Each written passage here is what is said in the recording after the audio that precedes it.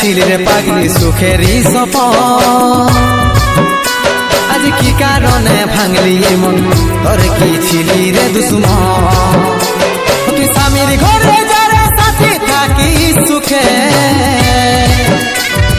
বারে বারে মনে পড়ে তোরে শাসন তোর দুনিয়ায় আসবো না আর যারে সাথী খুঁজলেও পাবি না মনে পড়বে কি যখন